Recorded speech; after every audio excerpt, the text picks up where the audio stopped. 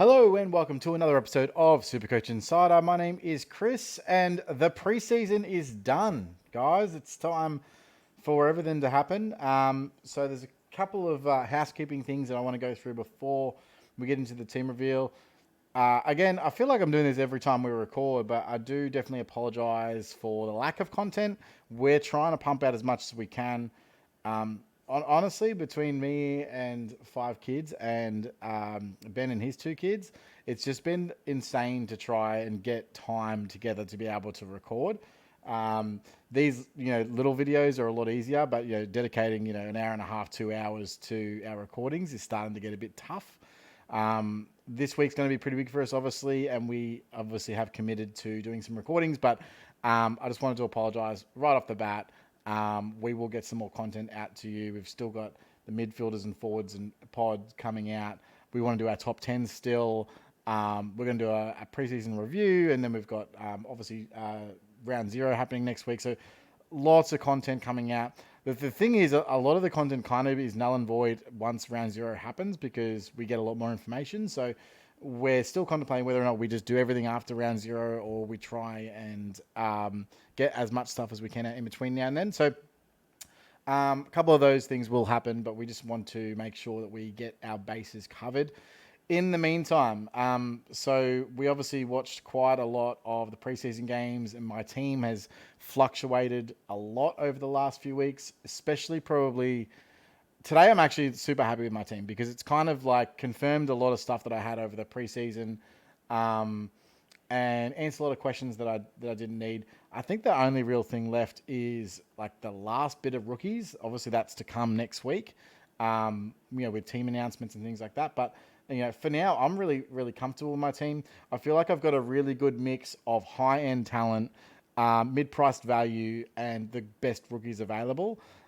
It's not as deep with high-end premiums as other teams might be, but I think most people now looking at their structures will structure up something similar to this.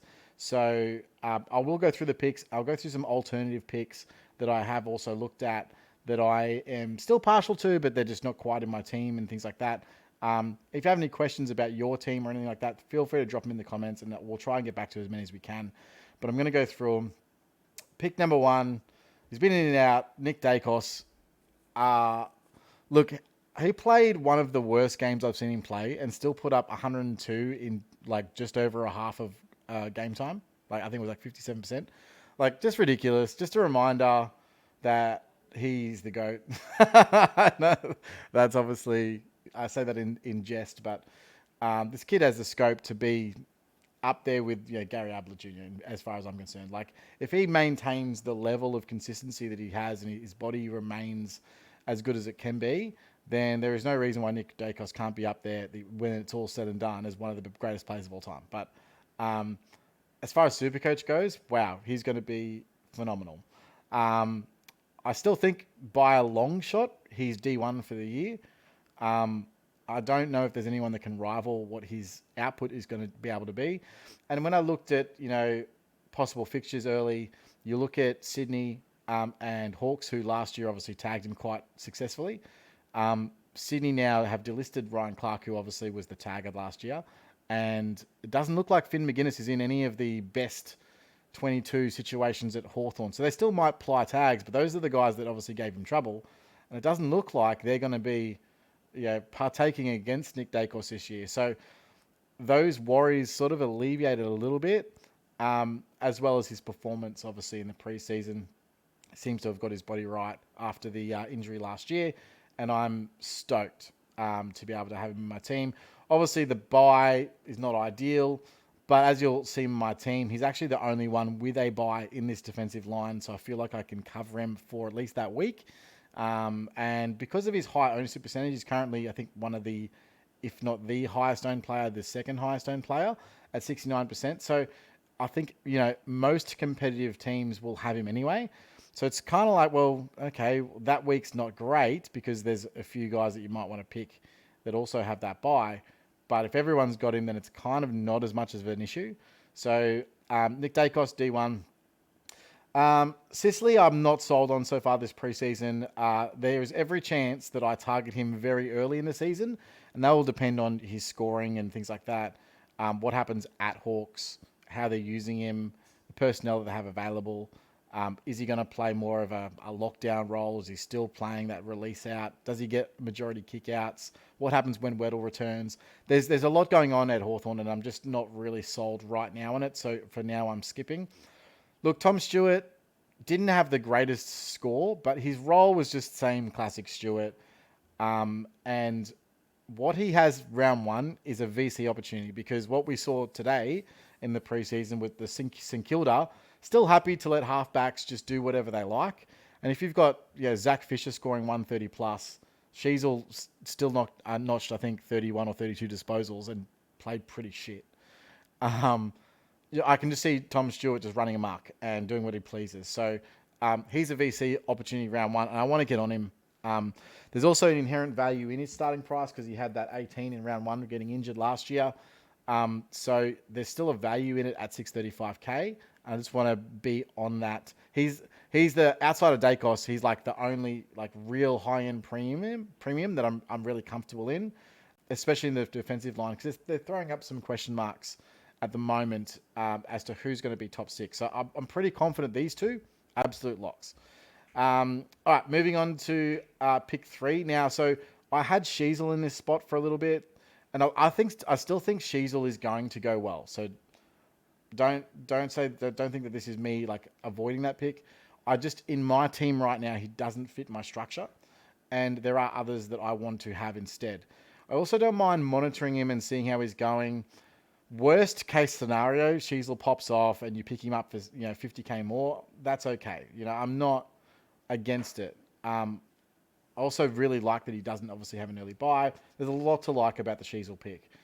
It just doesn't quite fit my structure, as I said. So I'm just going straight to Hayden Young here at D3. Now, I was obviously questioning Hayden Young, but he's been in my teams most of the preseason. It was literally this week that I took him out after the Intra-Club, I think last week, or the first preseason, the pre-preseason game. And then he came out this week and absolutely tore it up in the actual preseason game. So that gave me a lot more confidence to think that he can be another top six action. Obviously, great buy. Everything you already know about Hayden Young. So I do definitely think that he's an opportunity. And I think that he either led or was equal very, very high CBA numbers. So his role is cemented as a CBA midfielder, even though they've got 6 or 7 guys that can rotate through there. So, yeah, pretty confident with that selection after seeing the preseason game. So that's a lock for me. Here's where it starts to get interesting, guys. So there's a couple of guys that I do want to mention. So Jaden Short went 120, had 9 kick-ins in the preseason. Loved his game, but Nick Vlauston wasn't there. And when you look at the kick-ins from last season, Nick Vlauston had the majority of kick-outs. So I just don't have the information right now to say that Jaden Short's a pick. Plus, of course, the buy early is one that I think I need to monitor. Again, if he pushes up towards that 600k, so be it. I might have to pick him up in round 6, say, for example. But yeah, it's one that I can't start right now without more information. So that's where I'm at with him. Lockie Whitfield looked great, but again, there's quite a few guys missing from that preseason team, including Isaac Cumming, who obviously had quite a few kickouts last year. So I'm wondering what the scope of Whitfield is. Is it 105 plus, or is it back to what he did last year, somewhere in the 90s? I just don't know. And so for that reason, avoiding. Plus his body's obviously not great, but I mean, I'm not too concerned about body issues this year as I was in previous years, which is why I've gone all the way down to Elliot Yeo at D4. Now, I've been a pretty staunch advocate against Yeo, but you're just not going to be able to ignore him. Now, what's going to happen at some point is he's going to get injured or something's going to happen, and guaranteed we'll have to trade him out. I'm not looking at Yeo as a keeper, and I understand that he's at a keeper price at 447. But he's also at a price where he can quite easily make 100k. If he goes on a little bit of a 105 to 110 run early, he's going to make you 100k quite easily. And then you can really pick and choose where to get him from when he does go down. But I think I want to be on him early, because I would just kick myself if people run around with a 450k defender premium that I just didn't get on. There are also a lot of pivot options from Yo. So you can pivot. Salem had majority CBAs, but I think that probably goes to Clayton Oliver with the news today that he's likely to start round 0 and then obviously round 1. Salem might drop out, might stay in there. Who knows? I don't know what that midfield mix looks like at this stage. There's also Kitty Coleman that's slightly cheaper as well at 400k. So there are some other options that you could look at that are potential to really explode at his price or just below. So I'm not exactly blown out of the water. If Butterick turns out to be a pick, I can go down to Butterick. So there are other options. I wasn't really sold on Butterick's game because I think that there's too many mouths in that Gold Coast backline at the moment with Powell and Sexton just absolutely tearing it up. And obviously he's still part of my team, but we'll get to that a little bit later. From there, I go down to Williams, and this sort of back line has sort of been a little bit consistent now. If Williams doesn't front up, then obviously that becomes D'Ambrosio, who had an okay game, but his role's wing. The thing is that his role's going to be the same as Zach Williams pretty much. I think Zach Williams will probably play wing, a little bit of halfback, and probably the same with D'Ambrosio. The thing is, Williams has the runs on the board as a premium SC scorer. Minimum sort of 75 to 85 average is what I say is a minimum, with an upside of potentially 95 plus. Just depending on how they use him, right? So Williams, again, body issue, whole bunch of issue, but we just know he's a scorer. He'll be in a lot of teams. He's a bit of a safe pick for that reason. And then we get into the actual, I suppose, bona fide rookies. I still got Gibcus here at this point. And look, I think Gibcus, I don't think he's going to be an absolutely amazing star, but I'm going to rotate him with some guys on the bench here. He'll be a solid 50 to 80 score on any particular day. And the goal would be really just to get to round 6. Once I get to round 6, then you're sitting pretty because you can rotate guys from midfield back or forward back because there's quite a lot of guys that are going to grab DPP into the backline from here. So really, you really need Gibcus for the first 6 rounds, and he just happens to have the bye in round 6. So it really is a safe pick regardless, and I think he's got great job security. Not a great role, not great scoring, and look, honestly, most of these like backline rookies don't have amazing potential at the low end. But at this stage, Zach Reed, he scored an 80. Ridley obviously had a quad injury. His job security is through the roof right now. So these guys are probably going to be slow burn rookies that sort of sit there and mull over time, and probably won't be till round 8 or so that we get able to trade them. But I think they'll make money, and they're going to be pretty consistent, and they're going to play every week. So that's going to be a good thing. The last one's a bit up in the air for me right now. Right now, I really like the game of Ari Schoenmaker today. And there's a few things that have happened today to sort of secure up some job security. So the first thing is Webster went and just did the most ridiculous, full-blown nuff move I've ever seen in a game and took out Jai Simpkin, left the ground, and KO'd him straight on the field. I had a chat with some guys in the Supercoach DRSE Slack today. He's got to be at least 4 weeks, at least. Like minimum 4 weeks. And people were arguing in there that it's 5-6. And I don't disagree. I don't disagree at all, because if you look at what Pau Pepper did last week, at least his feet was planted and he was the player was thrown into him essentially, or tackled into him. This was a blatant late hit, left the ground, knocked him out shoulder to head. Like, I don't know in what world that is an okay thing to do in footy anymore. So Webster's done. Let's call it 5-6 weeks. That's enough for Ari to really go well. And he had 11 marks today. Didn't use the footy great. Like, it wasn't spectacular use, but he has every opportunity. You've also got Hunter Clark with an injury that's out for another 4 to 5 weeks, who would obviously be in that spot otherwise. We've got Sinclair that is definitely, he was on the telecast today and said it's unlikely he'll play round 1, but probably round 2. So at very least, he's going to be round 1. Obviously, we'll see what Sinclair does. Is he going to be playing more midfield? It looks like he will be, but he's out, obviously, round 1. And the reason he said that is because there's a 5-day break to the game to round 2. So he said, look, it's touch and go for round 1, but because there's a 5-day break, the more likely scenario is that they'll play him round 2. And there's also another one. Oh, Dougal Howard also did a hamstring or quad today. So it looked like a hamstring. So there's, you know, four spots in the back line that are out. Sean Maker might have some really great early job security, and I think he's got some really good scoring potential. So I like that at the moment. The other one that I'm really looking at, and I'll just bring him up, is Ethan Phillips, who's playing for the Hawks, obviously with their ridiculous amount of defensive injuries at 1OT 2K defender. He's up to 21% owned and ownership in there. So he's one that I'm looking at there. Obviously, we've got Caulfield. I wasn't really sold on Caulfield's scoring ability, I'll be honest. And I wasn't sold on his ability to be in the best 22. There's a few reasons for that, but Bailey Dale was out, who I think replaces him next week. Caleb Daniels fighting for a spot in the 22 or 23. Buku Kamas, I thought he played brilliantly. I think he secured up a spot in the best 22 this week. So really, is Caulfield in their plans for round one? I don't think so. And if he is, maybe it's as a sub. And I'm not sold on him. So I'm leaving him at the moment. I'm fading him for Ari, but I can obviously go back to that.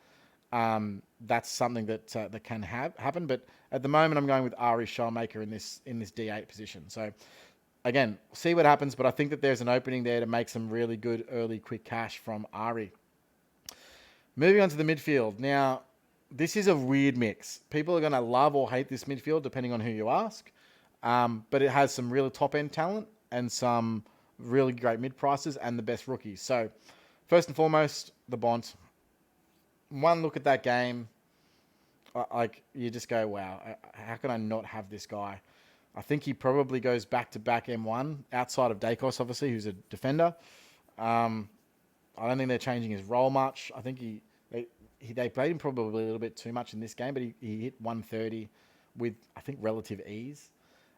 Kicked an absolutely amazing goal. And I just don't want to be like betting against him. 40% owned. 720 I know is a lot, but I've got the money because there's so much value elsewhere in the team. So Bont M1. And here's where it gets a little bit interesting. So John Ralph on the telecast today also said that it looks like Oliver is firming for round 0. What I want to have in my team is the ability to play Oliver, right? So I want to make sure that right now I've got the cash for him, and then worst case scenario I can go down to like any other midfielder.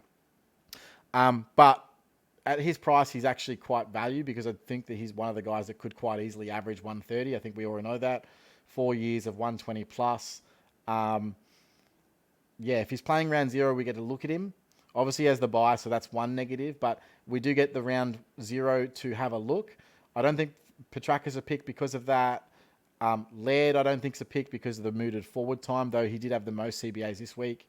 I like Merritt, but I think, again, he probably drops like he does every year, and you pick him up before his run at Etihad Stadium, which I think is round 9 or 10. Libba looked good, and I wouldn't hate people for starting Libba as well, but I kind of want to hedge my bets a little bit with that. Dawson, honestly, at 67% game time, looked like best on ground, butchered the footy a little bit, but just proved that Dawson's going to score and he's still going to be that main mover from that midfield. So I don't mind Dawson in that pick. Butters obviously went down with an ankle. I'm not sold on Butters at the moment. I could be very sold very easily with Butters, and I could regret this. I've had him in my team literally the whole preseason. But he started as a forward pocket player, not as a CBA mid, and then got injured very early. And that worries me. Like, is he not in their main mid-mix? Or was it just an experiment? They played a lot of Jackson Mead through there once he went down. Obviously, they've got Rosie. Wines played brilliant. And they've got, Drew and the likes of that. And I'm just not sure. JHF, do they think they can get more value out of Butters playing with a less CBA split? Are they going to put him back down to, say, a 50-40% split like they had the year before? Which puts a cap on him, because I wanted Butters because I think his M1 potential. If he's only going to be a 110 average, I can probably pick him up when he has a poor score if he's playing a little bit more forward pocket. So, skipping on Butters at the moment.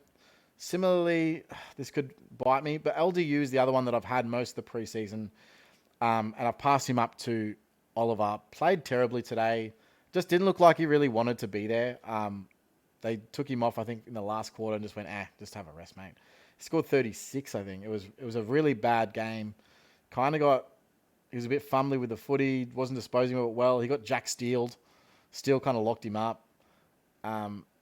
Look, I think Davies Uniacke is probably still going to be a great pick. And he's probably one that I'm looking at. If Oliver doesn't fire in round 0, I'm still probably going to go LDU. But there's some reasons there that I'm just like questioning that. I still love the Errol pick, but it's double buy, so I may as well just have Oliver. Sarong, a little bit concerned that he's not necessarily the primary mid anymore.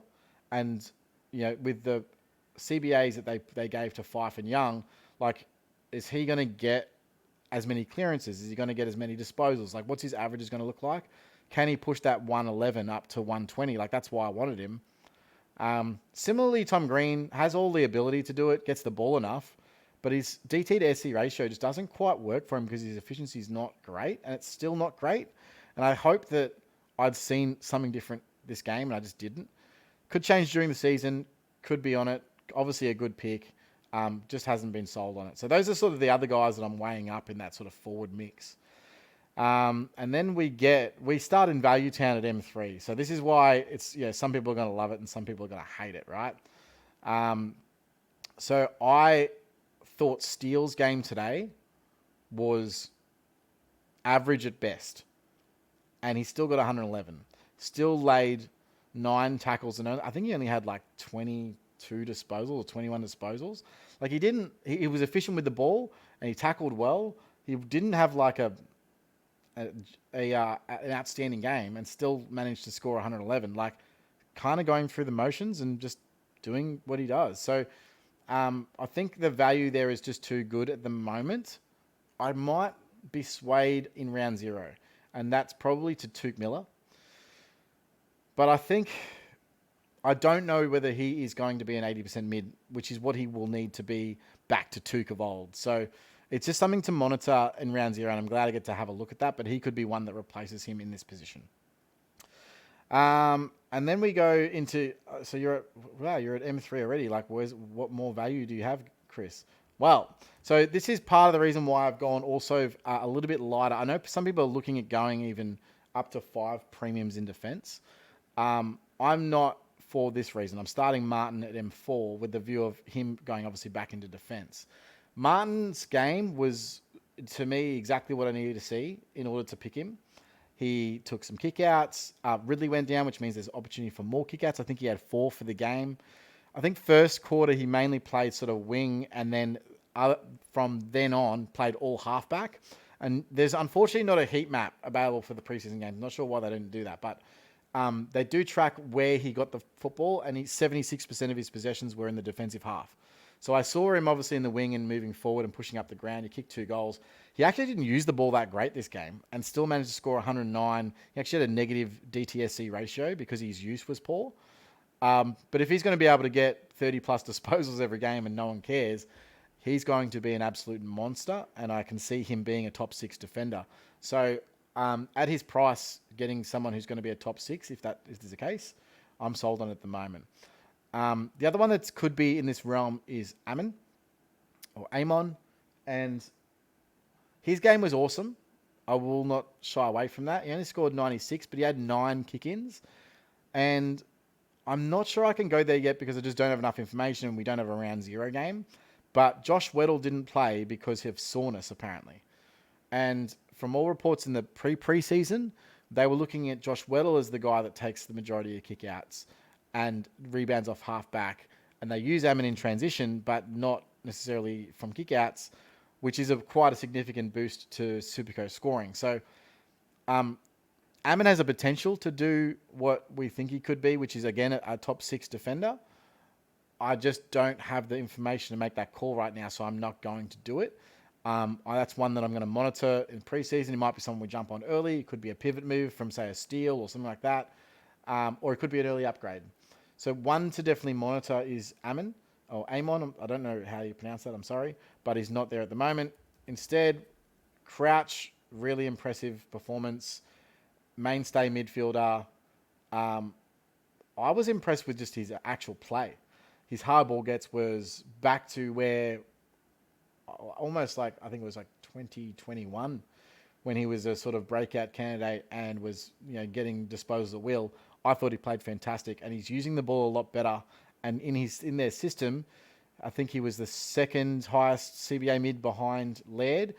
He could be, honestly, number one if Laird's going to be more forward. I don't know what his average is going to be, but I think that he's great as an M8 opportunity, and at his price, I'm happy to lock in that value. And then Wines. So we've got the essentially 4 value mids here, guys. Wines look brilliant. I'm sort of looking at Wines as a yo pick, so similar price range, around that sort of 450 mark.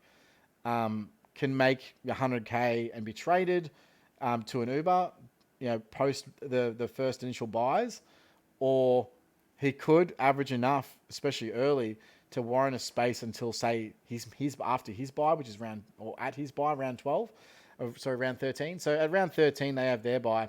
I could go Wines to, say, one of the GWS mids, like a Green, because they have the round 12 buy, or a Brisbane mid like Neil or Dunkley or something like that. Like, there are opportunities to flip him at his buy, or I could hold him. I think that Wines allows a lot of flexibility with a lot of scoring power as well. So I don't mind the Wines pick, and I'm going to sort of hold steady on that. These guys haven't changed much. So Sanders looked brilliant. He only had 5 CBAs, but still racked up 30 touches. He will score well, even though he didn't score overly well. I think he scored 86 from memory. Scored well without being amazing. McKercher did his thing. I don't think McKercher is going to be quite the amazing pick that we thought he would be, just because of Fisher and Sheasel back there.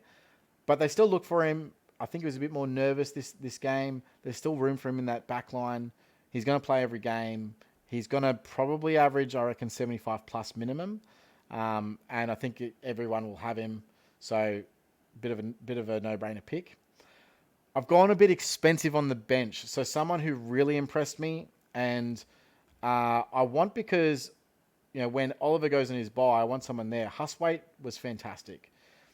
Now, what we're going to have to wait and see for is what happens when Day returns.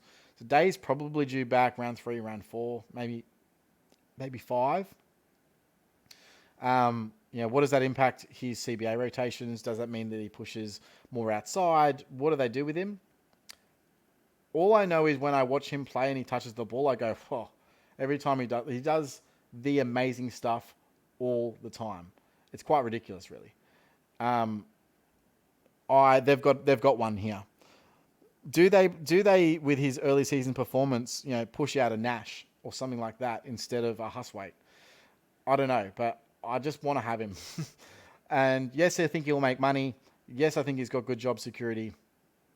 He's not like a keeper or anything like that, but I think that he's one that you'll be able to field if you get an injury or 1 weeker, or you need to cover someone for a bye. And so I want to have him on the bench for that reason. Similarly, Matt Roberts, great job security now. So they've had a lot of injuries at the Saints in their the Swans in their midfield. So Luke Parker broke his arm. He's out for the first 5-6 weeks. Taylor Adams now out for the first 3 to 4, which probably means he's not back to the bye anyway. So we're going to have a Matt Roberts who will probably play midfield. He'll probably be in their best 22, not be a sub for the first few games at least.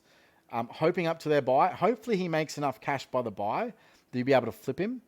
But we'll be able to make a call then based on their ins and outs. And if he ends up being, say, a sub in round 6 or something like that, you want to be able to trade him out. But at this point, I think Matt Roberts is going to make enough cash early to be definitely worth it. And he's got a huge scoring opportunity. So one that I want there. The other one, again, due to opportunity, Jai Clark. I don't think you can move him out of that spot. So the one that I don't have that obviously pretty much has been in there for most of the preseason, and he's a fine pick, is Jeremy Sharp. He's one that I could obviously still rotate to if needed.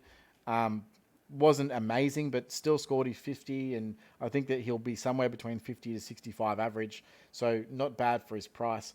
I just think Jai Clark's got a massive opportunity with CBAs and should be able to score quite well given the current injuries. Obviously, they had Guthrie go down for 8 to 10 weeks, which I think helps him immensely. They move Max Holmes behind the footy. So there's definitely opportunity in that centre bounce mix for him to come in and score quite well on occasion. I don't think he's necessarily a field starter, but definitely one for your bench. And that midfield's, I think great. Obviously, there'll be midfields out there that have 5 huge premiums and they're going, huge guns and rookies approach. This is not that team. And so it's a very different perspective as to how I'm doing this season. Now, then, I think you'd be stupid to not have Max Gawn. I'm still on Grundy. Cherry played well today, who's the other one that I'm looking at in this spot. But the reason I'm going Grundy is because Grundy's got the opportunity to be a keeper. All right, so there's every chance he gets to his buy and I trade him, makes a bit of cash. He can still be a cash cow. I might get him to St. English or maybe a Briggs or something like that after his buy. But at this point, I'm going to start with Grundy and then at least take him to his buy and then decide after that. Cherry is an option. I think he scored like 95-ish or something like that today. That's where I think he's probably going to average. So he's not going to be terrible. Just Grundy has the scope, runs on the board, great midfield and great play at the SUG. So they've got a lot of scope there. Yeah, I know he didn't play well in the pracky, and that's fine. It's not everything for a mature age guy like Grundy. He just needs to get running his legs. What we've seen previously with Grundy and a lot of the rucks anyway is that they start a little slower than most. So round 1, I'm not expecting a huge score, but I do expect that I'll have a good picture of where he's at by round 5. So there's an opportunity there. Naismith obviously absolutely blew me away in terms of his ability to get around the ground and his aerial work and things like that. Could have been a 100+ score if you use the ball better, but definitely R3. The only unfortunate thing is that he can't cover Gawn's buy because they have the buy at the same time, which is quite frustrating, but I think that he will probably be everyone's R3, so no harm, no foul. Forward line is interesting. Dropped off of Flanders on my last pod. Now Adams is injured, and Fisher is my F1, which is ridiculous to say. Scored 130 today. They just looked to get the ball in his hands. He was on kickouts. He was on transition. Every time that they were trying to move the ball, it looked like Fisher was open and available. And he had, I think he was on 50-something at quarter time. And I went, yeah, okay. Like, you just can't not, right? And so for that reason, he'll get defender forward status in round 6 as well. Will he be a forward keeper? Potentially. Like, he's got potential to be a F1 keeper, or not F1, but a top 6 keeper, because if he's averaging somewhere between 90 to 100, that's really top 6 based on last year's numbers. So we'll see how we go, but that looks like he could be the Jack Zeeble of last year, essentially. On to F2, Fife. This is mainly for role. Didn't score amazing, but had the role. And if he's going to be a mainstay CBA midfielder, then his potential is huge. His potential is, again, top 6. His injury history says otherwise. And so for that reason, he's kind of a pick that I go, okay, let's just ride it until it breaks. Let's hope that we make at least 100K out of him and he goes on a bit of a scoring tear early before he gets injured or before he gets concussed or something like that. I'm prepared to trade him if that's the case. And so I'm not looking at this as I'll hold him all season. I'm looking at this as I'll probably have to trade him at some point. But he's just too cheap with too high of an upside to ignore. So, yeah, that is my F2. So, obviously, quite a cheap forward line at this stage. The other one that really impressed me that has come on board is James Jordan. And I was kind of off him earlier in the season. But again, with the injuries in the midfield and his scoring ability and his ability to rack up the ball, I don't know how you can start the season without him. He's kind of a must pick, 43% owned now. So, yeah, definitely starting him. The ones that I'm off, which is strange. So, James Harms, 100% you could pick him, 14% owned. I didn't like how much forward time he had. Don't get me wrong, he was 4th banana in their midfield setup. I think he had 9 CBA, so he did get a bit of time in there. Didn't do much scoring when he was there. Kind of just floated through. Now, whether that's because it's a preseason game or because that's his role, I'm not entirely sure and sold on him. What I think at the moment is that he probably averages about 80, And so what I wanted to see from Harms is the ability to potentially be a keeper. But if he's only going to average 80, I think that there's other people that I can select at the moment that are going to average 80 that are cheaper. And so for that reason, I'm fading him at the moment. But I don't hate the pick, and I would say the same thing to anyone if they were starting Harms. Like totally go for it. It's just not for me right now. The other one is Billings. Same thing. Didn't have any CBAs, played high half forward, scored quite well, kicked a couple of goals. I think that he could be one that, again, averages 80 plus. Is he going to be a forward keeper? Probably not. So in that case, he's just a cash cow. And then I just think that there's others that could probably make more money due to their price point or due to their upside. And for that reason, I'm kind of fading Billings at the moment. But I could also see myself, if he has a good round one and spikes a good score, to bring him back in. So I haven't written off Billings, and I don't hate people selecting him. He's just not in my team right now. I've gone straight to Harley Reid here at F4. Now, with Reid, I thought he looked average when he was behind the footy, and then when he went on the ball, he's dynamic. He's brilliant. What he does that's different to him behind the ball than the traditional halfback guys or the midfielders that they're rookies they're trying to play off halfback to get him into the game is he's looking for the impact. He's looking for an impact possession every time he touches the ball. He's not looking to chain up and link possessions and do 1-2s and kick backwards and do that. He's moving the ball forwards and is being attacking and aggressive with his ball use. Now, that's fantastic from a midfield perspective, but when you're behind the ball, sometimes you got to, get the ball through the zone and use your precise skills and do all that stuff. That's not really Reid's go-to. So I like him if he's going to maintain. He was third banana in their CBAs this game. So if he's going to maintain that kind of midfield time, he's going to be great. And I saw some really good things. He got an 88 score, 72% ownership. I think he's now the highest owned player in the game. You kind of got to have him. And I think he could be really good on field as well. Sexton, 41% owned now. We floated this as an idea when it first was announced that he was going to be playing off half-back, and boy, did he play off half-back. He's getting kick-outs. He dominated. I think he got 121 Supercoach. He's an on-field selection. And this is the thing. So instead of Billings, I can go to Sexton on-field, save myself 110K, probably make almost double the amount of money if he's going to average the same points. So Sexton to me is the guy that I can put on field instead of a Billings, instead of a Harms. And at this F6 position, there was quite a few that we could run. But today, I was really quite blown away by Wilson. Darcy Wilson's game today was incredible. He played wing, played a little bit forward, played wing. Could have kicked a goal, tried to take a few extra meters because they were against the wind and got caught on the mark. Used the ball brilliantly. They looked for him. He's fast, he's quick, he's got endurance. I know he plays wing, but here's the thing. Last year we had a winger that was one of the best mid scorers, and he played for St Kilda, and that was Mason Wood. At one stage, Mason Wood was averaging 120 Supercoach points. St Kilda use their wings a lot different to other teams, and I think as a winger in there, if he's a mainstay winger, he can actually score really, really well.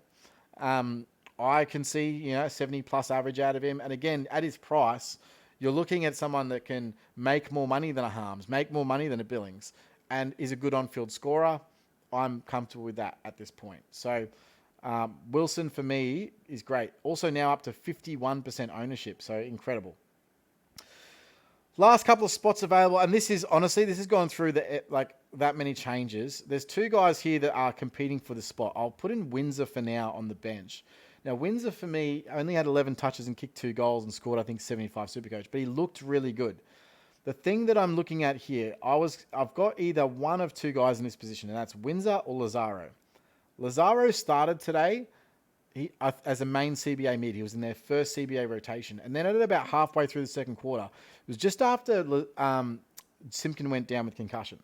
Now, this could have been a result of that. And so for that reason, I'm kind of hedging here.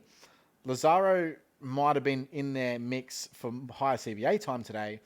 But when Phillips came on to replace Simpkin, do they just put Phillips Will Phillips this is, as a midfielder and went, okay, we're going to play Lazaro now forward? Because that's what it looked like. I could be wrong there, and it could be that he's only a 30% CBA mid, and that's what they're using him as.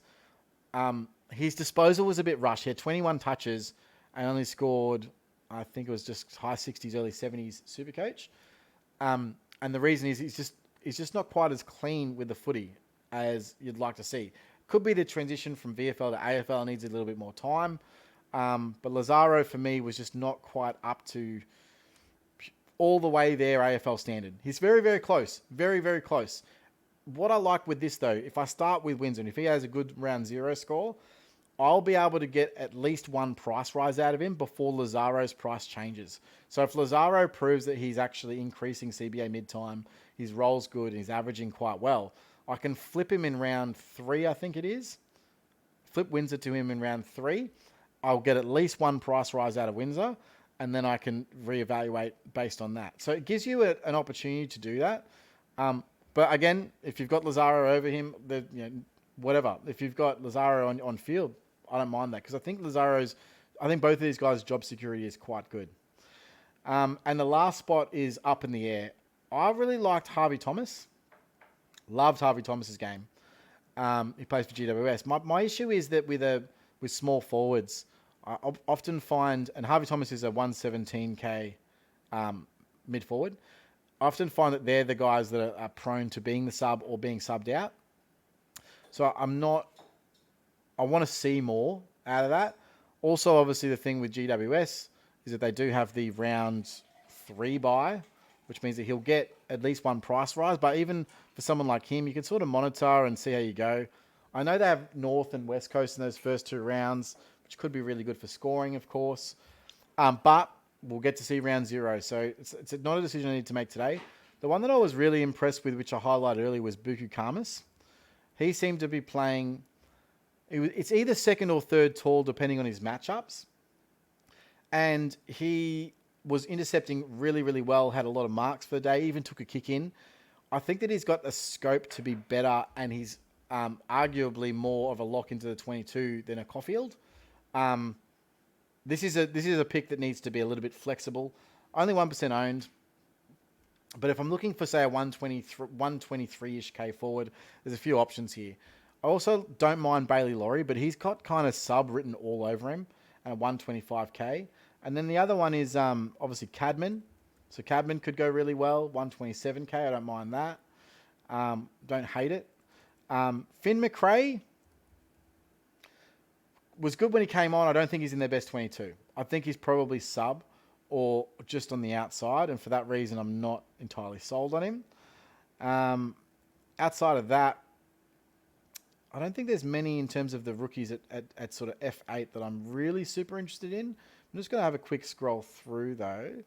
Where's the one? So Dempsey played quite well, but again, full pocket, 148k, not entirely sold.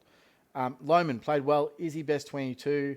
150k. Don't really want to spend that extra money if that's the case. What else we got here? Tunstall, again, played quite well. Is he in the best 22? Probably not. Krieger got injured. He's out. McInnes got a 15. Scoring potential just doesn't seem to be there for McInnes. Like he's heavily reliant on goals to be able to score quite well. Outside of that, Darcy Jones, not too interested in that. I think Fullerton's injured. Let me have a see. Yeah, injured for early season. Josh Shackey's one that might be okay early because he's playing that ruck forward role, but not entirely sold on that. Biggie Newen played really, really well today. So that's one that you could throw in there. Took some intercept possessions. Between him and Pink, I think only one starts. So it'll be interesting to see what they do there. I think Steely Green might get a game, but I don't think that he's going to be a good enough in terms of scoring potential. There's just so many here. Sam Darcy didn't get a run on. That's really strange and unfortunate that he's not going to be able to be a pick for us this year. Harvey Gallagher, I think he's dropped as soon as McRae comes back into that position there. So I don't like that. Manor played fantastic with the minutes that he had, but he wasn't in their first half squad. And so, again, I don't think he's in their best 22, but one to monitor for sure. And I don't think that's... Garcia, I don't think plays round 1 for the Saints. Let's have a look here. I think that's pretty much it. Yeah. So at the moment, Bugu Kamas is leading that race for me. But as I said, I'll do like Harvey Thomas in there too. There you have it, guys. That's the team. I hope you have enjoyed the podcast and enjoyed the series coming up here. I'll do a quick update, obviously, next week. Once, obviously we've gone through the round 0. And as we mentioned, we will be doing a whole bunch more recording next week. So I look forward to getting that too. But thank you, guys. Have a great night, and I'll see you next week. Drop your comments if you like down there on the YouTube. And if you don't follow us, subscribe. Hit that follow button.